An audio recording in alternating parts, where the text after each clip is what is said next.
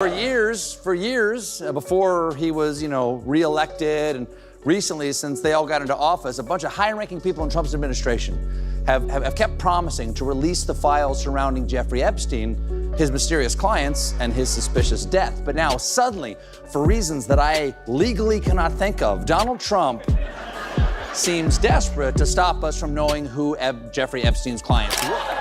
We have, 100 days behind us and only 13 more 100 days to go. It's been an historic 100 days. Some would say prehistoric. It is difficult to give Trump's first 100 days a grade, but if I had to, I'd say it falls somewhere between F and U. When Stephen Colbert and Jimmy Kimmel go after Trump, they don't just joke around, they completely tear down his image. It's more than comedy. It's a full-on takedown with perfect timing. The man who turned politics into a reality show ends up as the main act on their stage, hit with punchlines sharp enough to leave a mark. From strange choices to outrageous comments, they turn his every mistake into late-night gold. Trump wanted the spotlight, but instead, he got burned by it. Unlike your ability to sleep at night, the Epstein scandal will not go away. The president denied that Attorney General Pam Bondi informed him that his name was in the Epstein file. So naturally, last night, the Wall Street Journal reported that Attorney General Pam Bondi informed the president that his name was in the Epstein file. Well, it was another wildly destructive day in Washington, D.C. They pulled another all-nighter in the House last night where they passed Trump's big, beautiful bill. And man, oh man, if this is the beautiful bill, I'd hate to see the ugly one. I'm not sure which part of the bill is the most beautiful. I don't know if it's the part where we take food from hungry kids or the devastating effect it'll have on college education or the trillions of dollars it will add. Donald Trump didn't just change politics, he turned it into a live-action cartoon where logic disappeared and ego took over with a non-stop microphone. At this point, Stephen Colbert and Jimmy Kimmel aren't just cracking jokes. They're doing a public service, pulling a flashy circus act back into the real world. This isn't satire anymore, it's cleaning up a mess, one punchline at a time. I do too. It's a great day to be me because I am not Donald Trump. That guy has got a lot of problems. First of all, the Jeffrey Epstein scandal just won't kill itself, and we might have a hint why Trump hasn't been that eager to release those files, because according to Senator Dick Durbin, back in March, 1,000 FBI agents were put on 24-hour shifts to review approximately 100,000 Epstein-related records and instructed to flag any documents that mention. If you're enjoying this video, don't forget to subscribe and hit the bell icon. Trump acted like every podium was his throne, every word he spoke was gospel, and every awkward photo was a masterpiece. He strutted across stages like a pageant contestant who lost the crown but blamed the judges and the system. Instead of leading a country, he seemed to be starring in a never-ending documentary about his own ego. No camera was ever too much, and no mirror went unnoticed. He could hold a press conference in a burning building and still find a way to compliment the decor. Donald Trump was not at the Met Gala last night. He has been at the Met Gala. He was not there, even though he's done more for black style than any president, including Abraham Lincoln. Trump met today with Mark Carney, the new Prime Minister of Canada and future Governor of North Montana. Ahead of the meeting, Trump posted about how we don't need anything from Canada. We don't need their cars or energy or lumber or anything they have. But then when the new Prime Minister showed up in person, it was as if they were a couple of them. Colbert doesn't need to exaggerate. Trump's actions are already over the top enough to keep late-night writers busy for years. From his wild hand gestures to his limited vocabulary and tangled sentences, every speech felt like a mystery novel where the real suspense was whether he'd finish a thought without completely going off track. Kimmel barely has to write jokes. He just replays the clips like a comedy archaeologist digging up ancient artifacts of pure delusion. He's so interested. He's dead for a long time. He was never a big factor in terms of life. That sentence was never a big factor in terms of word. When it came to policy, it was all smoke and mirrors. Trump promised everything except immortality, but all he really delivered were flashy headlines. trending hashtags, and press conferences that felt like wild fever dreams. Healthcare was supposed to be easy, diplomacy was just about personal chemistry, and trade wars were simple to win.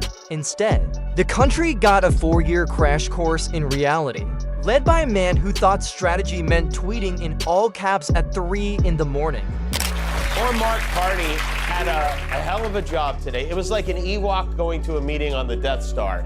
He handled it well, though. He handled it very well. He came prepared, and in a friendly way, he made sure Trump knows they have no intention of becoming our 51st state.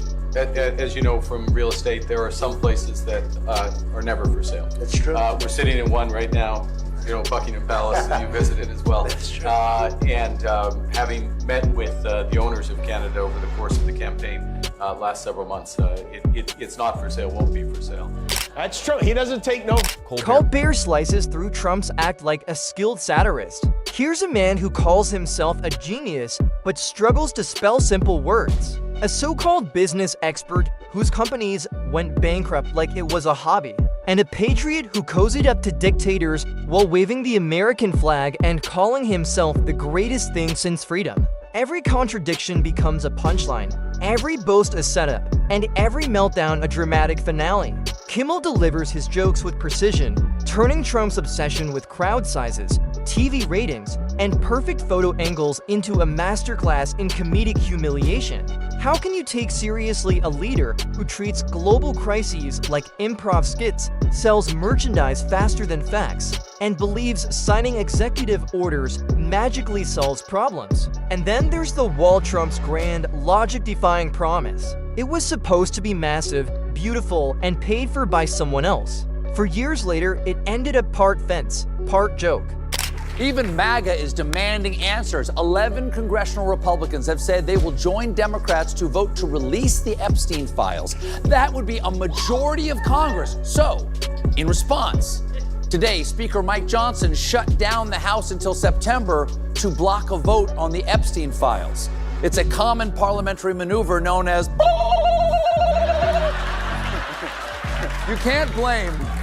You cannot blame Trump and his allies for being scared here, because the more we know about Trump's relationship with Epstein, the more we wish we did. Colbert turns Trump's wall into a symbol of wasted priorities and delusional planning, while Kimmel uses it as a metaphor for everything Trump touched half-finished. Overhyped and surrounded by unpaid bills, the pandemic exposed more than a virus. It revealed a leadership style built on denial. Press briefings felt like chaotic game shows, with Trump blaming thermometers, testing, or invisible enemies instead of finding solutions. Colbert's jokes felt less like comedy and more like emergency care.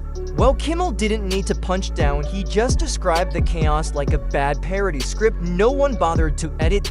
Then came the election aftermath. A spectacle so ridiculous, it wouldn't even make it onto daytime TV. Trump clung to power like a toddler clutching a broken toy. Lawsuits piled up, logic vanished, and the so-called finale dragged on longer than a Netflix reboot. Colbert and Kimmel tore through the tantrums like comedic chainsaws, turning courtroom drama into sketch comedy gold. It wasn't an election, it was a fireworks show where every rocket fizzled out, and Trump blamed the sky. Yet somehow, his brand survived. Trump the personality became even louder than Trump the president ever was. He still shows up at rallies like a retired boxer refusing to leave the ring, selling merch, dropping statements, and hijacking headlines as if he never left office. We don't know if he was doing the creepy crime, but we do have a cover-up. And just like the cover-up on his face, it is patchy and there's something really ugly under there. The incriminating details just keep coming out. For instance, this resurfaced 2010 Jeffrey Epstein deposition. Have you ever socialized with Donald Trump in the presence of females under the age of 18? Okay, that's a slam dunk. Just say no. Okay, take it away, Jeffrey. Though I'd like to answer that question, at least today, I'm going to have to assert my 5th, 6th, and 14th Amendment rights. Kimmel mocks Trump like a glitch in the American system, a software bug that somehow keeps rebooting. Colbert treats him like a tragic sequel nobody wanted, but everyone is stuck watching. Trump's media empire runs like a circus of conspiracy theories, with him as the ringmaster of reality denial. Truth is whatever keeps the crowd cheering, and every contradiction gets brushed off as fake news, witch hunts, or jealous critics. Colbert cuts through the chaos, showing how Trump, allergic to accountability, turned every question into an attack and every failure into someone else's fault. Kimmel adds the final punchline: the man who vowed to drain the swamp ended up decorating it. His obsession with loyalty, feuds with late-night hosts, and constant betrayals turned politics into the Trump cinematic universe, a revolving door of scandals, grudges, and scapegoats. This wasn't governing. It was reality TV with nuclear codes. Colbert doesn't even need to exaggerate, he just holds up a mirror and lets the absurdity speak for itself. Those bizarre interviews, where reporters asked serious questions and Trump responded like he was playing Mad Libs with national security, left the nation stunned, confused, and sometimes speechless. Oklahoma City to Indianapolis. Is that a finals matchup or an empty leg on Southwest? I mentioned last night that our team here in LA, the Lakers, have new owners. The Buss family is selling the Lakers after 46 years. They've owned it since 1979 when Dr. Jerry Buss bought the team for $37 and a bag of cocaine. This sale is reported to be valued at around $10. Kimmel frames Trump's wild interviews like clips from a bizarre alternate universe where logic and grammar don't exist. It wasn't a press strategy, it was a parody act with real-world consequences.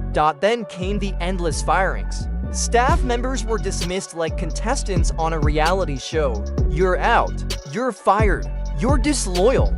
You blinked wrong. Colbert showcases this revolving door of chaos as proof of total dysfunction, while Kimmel treats it like a dark sitcom. Only the laugh track is replaced with global face-bombs and late-night frustration. Trump's obsession with being loved by celebrities while constantly trashing Hollywood was a psychological puzzle wrapped in tabloid drama.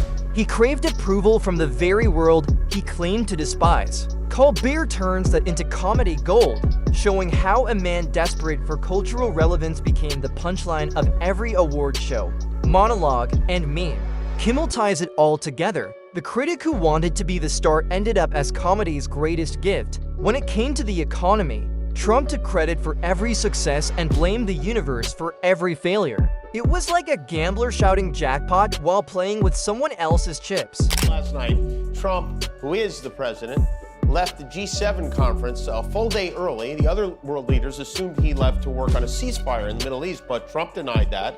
He said it has nothing to do with the ceasefire, much bigger than that. And today, we know what it was he was working on. He posted this: "It is my great honor to announce that I will be putting up 2 beautiful flagpoles on both sides of the White House. It is a gift from me. These are the most magnificent poles made.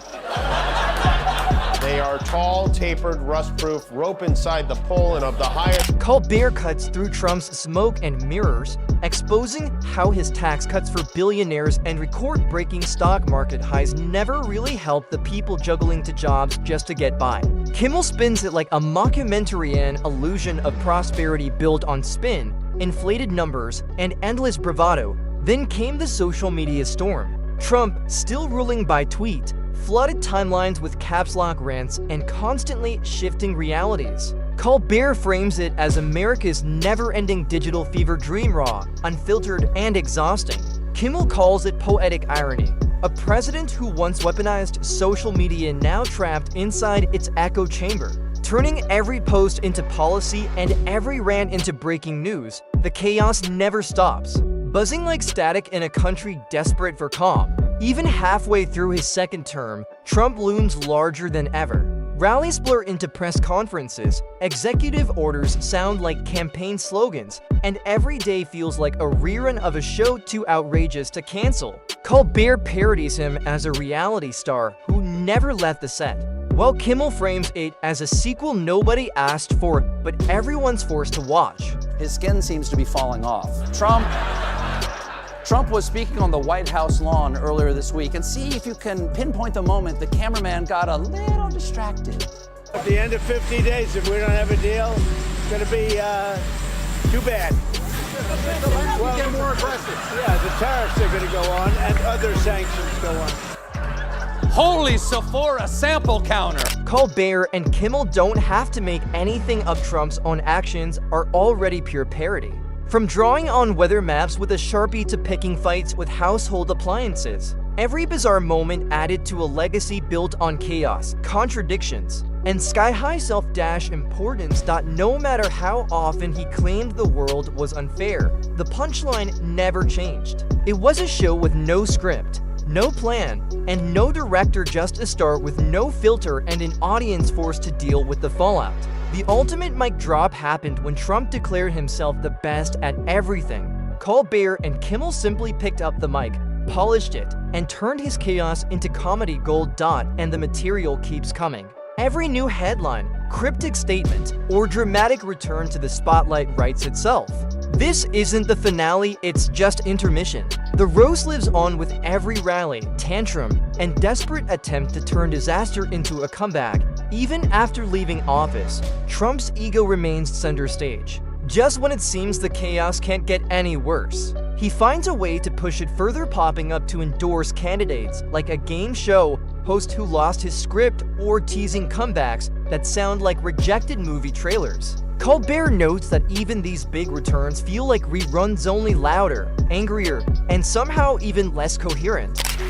On Saturday, Trump had this, his much-anticipated Stupid Sweet 16, disguised as a tribute to the U.S. Army he bone-spurred his way out of. After all the hype and money, somewhere around $50 million, it was boring. It was basically a $50 million version of when a 5-year-old shows you every car in his Hot Wheels collection. We paid for most of it, but he brought in some corporate sponsors, including the UFC, a crypto company, and Scott's Miracle Grow, which is the product Trump used. Kimmel jokes that Trump treats politics like a family business, where loyalty matters more than laws and success is measured by how many hats with his name them sell over a weekend. Policies don't interest him, branding does. Infrastructure turns into a catchy slogan, trade becomes a photo op, and national security is reduced to a meme. It's not leadership, it's limited edition chaos.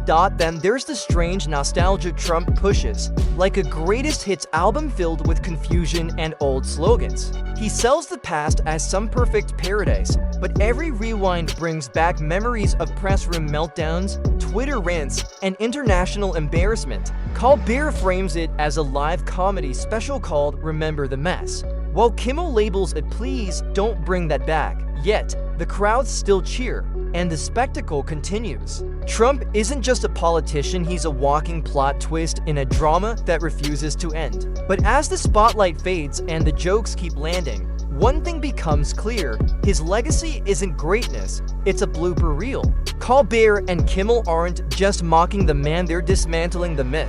And as long as Trump keeps stepping back into the spotlight, the roast stays alive, the script stays sharp, and the punchlines never run out.